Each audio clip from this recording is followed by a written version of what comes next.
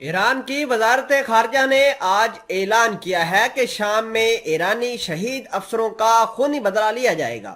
شام پر صہیونی فوج کے فضائی حملے میں شہید ہونے والے ایران کے 2 فوجی مشیروں کا خون رائے گا نہیں جائے گا۔ اسلامی جمہوریہ ایران کی وزارت خارجہ کے ترجمان ناصر کنانی نے وزارت خارجہ کی ویب سائٹ پر جاری ہونے والے ایک باضابطہ بیان میں لکھا ہے کہ دمشق کے مضافات پر صہیونیوں کے بزدلانہ حملے میں ایران کے 2 فوجی مشیروں کی شہادت اس بات کا منہ بولتا ثبوت ہے کہ ایرانی عوام نے تکفیری دہشت گردی اور اس کے صہیونی حامیوں کے مقابلے میں ذمہ داری اور شجاعت کے ساتھ مجاہدات کا مظاہرہ کیا ہے۔ انہوں نے شام کے خلاف صہیونیوں کے مسلسل حملوں کو اس ملک کی عرضی سالمیت اور خود مختاری پر دراندازی قرار دیا ہے۔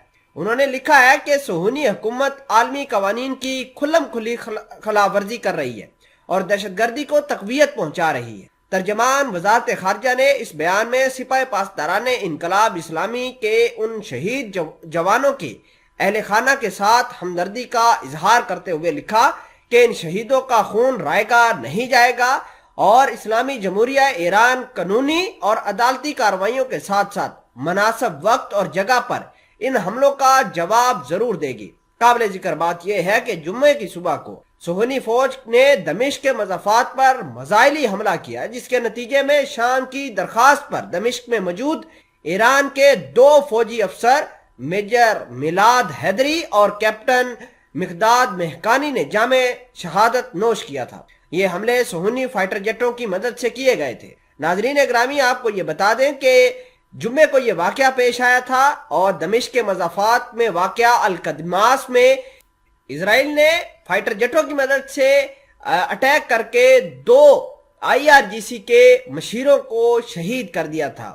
سپاہ پاسداران انقلاب نے میلاد حیدری کی شہادت پر صہیونی حکومت کو سخت انتباہ دیا ہے کہ تل ابیب کو اس مجرمانہ کارروائی کی سزا بھگتنا ہی پڑے گی۔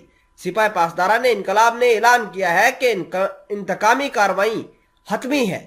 قابل ذکر بات یہ ہے کہ میلاد حیدری سپاہ پاسداران انقلاب اسلامی کے رکن تھے اور دمشق کی درخواست پر شام کی فوج کو مشاورت دے رہے تھے۔ سپاہ پاسداران انقلاب نے اعلان کیا ہے کہ شام کی خود مختاری پر دراندازی کرنے والی تل ابیب کی صہیونی حکومت کے سامنے اقوام متحدہ کی لاپرواہی اور بے عملی کو سخت تنقید کا نشانہ بھی بنایا جائے گا۔ ادھر فلسطینی مجاہدین نے بھی اسرائیل کی اینٹ سے اینٹ بجا دی ہے۔ فلسطینی مجاہدوں نے الخلیل میں واقع ایک صہیونی بستی اور تنوس میں بھی صہیونی فوجیوں کی ایک چیک پوسٹ پر گولیاں چلائی ہیں۔ رپورٹس کے مطابق گزشتہ 1 مہینے کے دوران فلسطینی مجاہدوں نے صہیونیوں کو تقریباً 1200 بار نشانہ بنایا ہے، جس کے نتیجے میں کم از کم 43 صہیونی فوجی اور آبادکار ہلاک ہو چکے ہیں۔ یہ کارروائیاں غرب اردن اور مقبوضہ بیت المقدس میں انجام دی گئی ہیں۔ رپورٹس کے مطابق صہیونی فوجیوں نے بیت الحلم کے ہاؤس بستی میں واقع ایک فلسطینی شہری کے مکان پر حملہ کرنے کی کوشش کی تھی، جس کے بعد یہ تازہ ترین واقعات رونما ہوئے ہیں۔